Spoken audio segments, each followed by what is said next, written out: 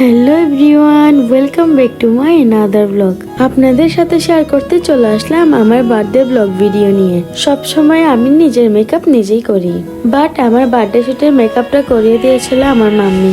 দেন আমাকে আমার mummy real পরি বানিয়ে দেয়। আমাকে এত সুইট অ্যান্ড কিউট লাগছিল, নিজের উপর নিজের ক্রাশ খাচ্ছিলাম।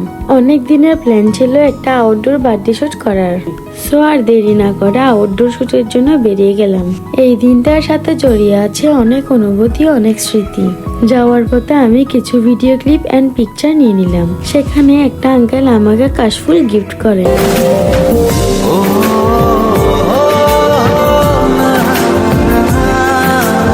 এবার আমরা চলে আসি বার্থডে শুটের মেন প্লেসে, আর প্লেসটা ছিল ডিসি পার্ক।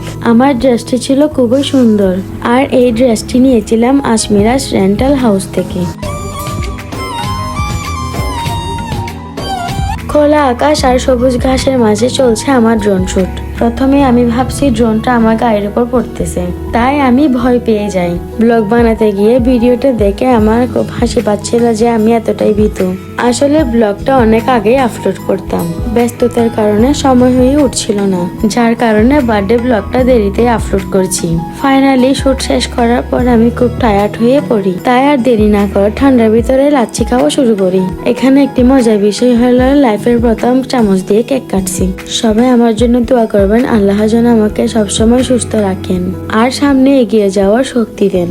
এখন আমি আমার ড্রেসটা গুছিয়ে নিচ্ছি। এই ড্রেসটার পিছনে আমার মাম্মি অনেক পরিশ্রম করছে। শুট শেষে যাওয়ার পথে মাম্মিকে বলছিলাম এই জায়গাটায় আমাকে দাঁড় করিয়ে দিলে সবাই আমাকে ভূত ভেবে পালাবে।